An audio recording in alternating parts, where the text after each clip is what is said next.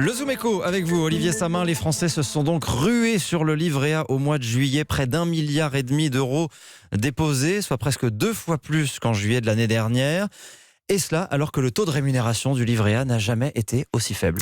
Ben oui, 0,75%, le taux le plus bas de toute l'histoire du livret A. Quand il a été abaissé à ce niveau il y a exactement 4 ans, l'inflation était très faible. On gagnait un petit peu d'argent en plaçant ses économies sur le livret A. Mais depuis 2 ans, ce n'est plus le cas.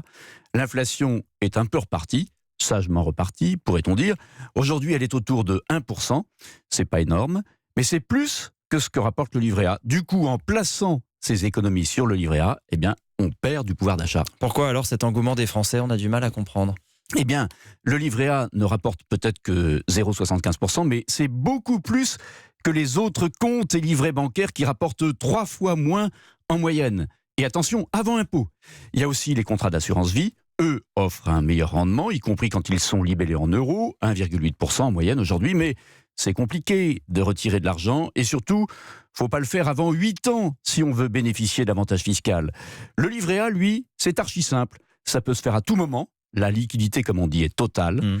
Les 0,75%, c'est net d'impôt et c'est garanti par l'État.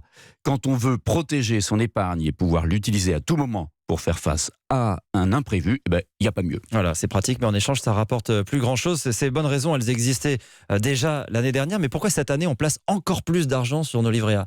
Eh bien, les incertitudes sur l'évolution de l'économie mondiale sont probablement l'une des explications. On parle de possible récession en Allemagne, de guerre commerciale entre les États-Unis et la Chine, de Brexit dur. Tout ça incite à la prudence. Il y a bien eu une amélioration du pouvoir d'achat en France grâce aux mesures décidées après la crise des Gilets jaunes, mais les Français ont peu dépensé cette manne. On le voit dans les chiffres de la consommation qui ont été décevants au 2e trimestre. C'est le livret A qui en a profité. Et au-delà de ça, il y a un facteur plus structurel, c'est le vieillissement de la population. Plus on prend de l'âge, plus on épargne. C'est vrai en Allemagne, c'est vrai aussi en France. Et le livret A donc garde la cote. Est-ce qu'il ne faudrait pas, malgré tout, que son taux descende encore plus bas? Eh bien, pour l'instant, il n'y a pas de crainte à avoir. Les 0,75% sont garantis jusqu'au 1er février 2020. Qu'est-ce qui va se passer après?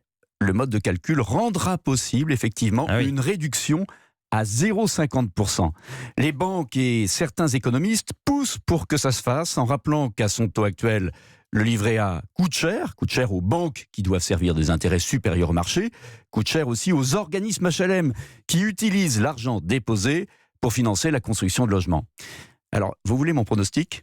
Le gouvernement ne les suivra pas, car ce sera quelques semaines avant les municipales, et réduire le taux du livret A, économiquement, ça peut s'entendre, mais électoralement, c'est pas un très bon calcul.